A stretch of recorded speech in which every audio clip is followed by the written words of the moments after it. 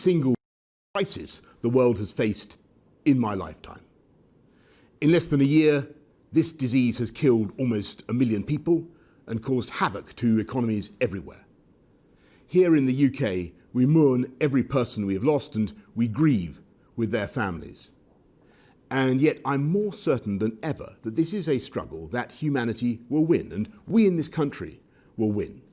And to achieve what we must, I want to talk to you directly tonight about the choices that we face, none of them easy, and why we must take action now. I know that we can succeed because we have succeeded before. When the sickness took hold in this country in March, we pulled together in a spirit of national sacrifice and community. We followed the guidance to the letter. We stayed at home, protected the NHS, and saved thousands of lives. And for months, with those disciplines of social distancing, we've kept that virus at bay.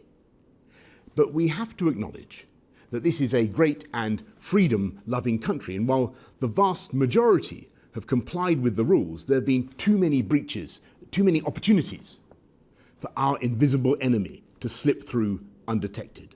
The virus has started to spread again in an exponential way. Infections are up, hospital admissions are climbing. We can see what's happening in France and Spain.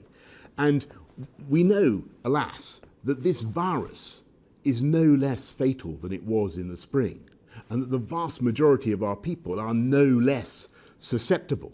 And the iron laws of geometrical progression are shouting at us from the graphs that we risk many more deaths, many more families losing loved ones before their time. And I know that faced with that risk, the British people will want their government to continue to fight to protect them, you. And that's what we're doing night and day. And yet the single greatest weapon we bring to this fight is the common sense of the people themselves, the joint resolve of this country to work together to suppress COVID now. So today I set out a package of tougher measures in England. Early closing for pubs, bars, table service only, closing businesses that are not COVID secure, expanding the use of face coverings, new fines for those that fail to comply, once again asking office workers to work from home if they can, while enforcing the rule of 6 indoors and outdoors. A tougher package of national measures combined with the potential for tougher local restrictions for areas already in lockdown. I know that this approach, robust but proportionate, already carries the support of all the main parties in Parliament. After discussion with colleagues in the devolved administrations, I believe this broad approach is shared across the whole UK. And to those who say we don't need this stuff and we should leave people to take their own risks, I say these risks are not our own. The tragic reality of having COVID is that your mild cough can be someone else's death knell. And as for the suggestion that we should simply lock up the elderly and the vulnerable, with all the suffering that would entail, I must tell you that this is just not realistic. Because if you let the virus rip through the rest of the population, it would inevitably find its way through to the elderly as well, and in much greater numbers.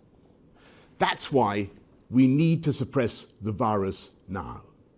And as for that minority who may continue to flout the rules, we will enforce those rules with tougher penalties and fines of up to £10,000. We will put more police out on the streets and use the army to backfill if necessary. And of course, I'm deeply spiritually reluctant to make any of these impositions or infringe anyone's freedom.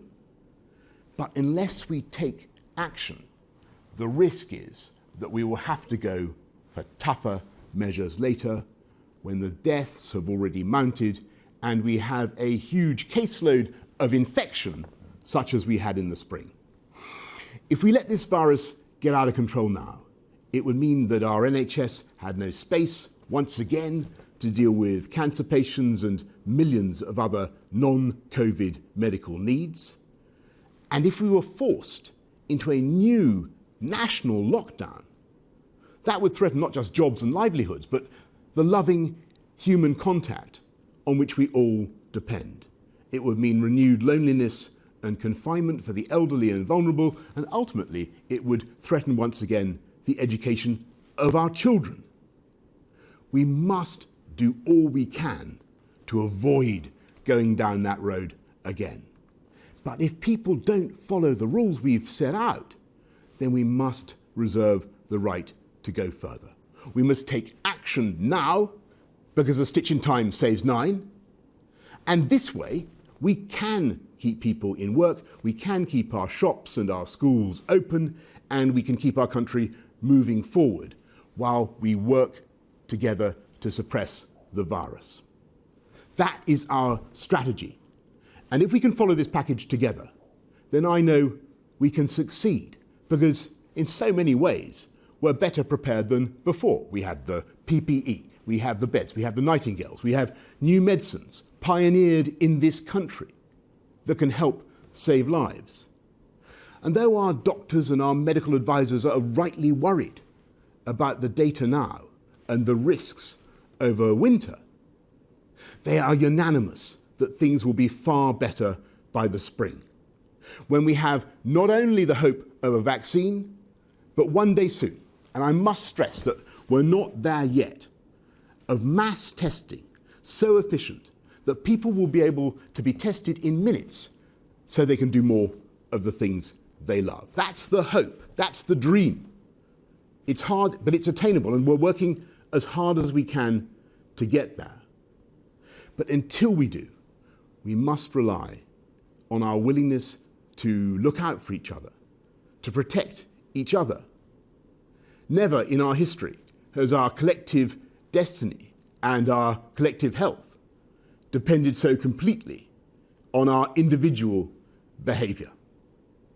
If we follow these simple rules together, we will get through this winter together. There are unquestionably difficult months to come, and the fight against COVID is by no means over. And I have no doubt, however, that there are great days ahead. But now is the time for us all to summon the discipline and the resolve and the spirit of togetherness that will carry us through.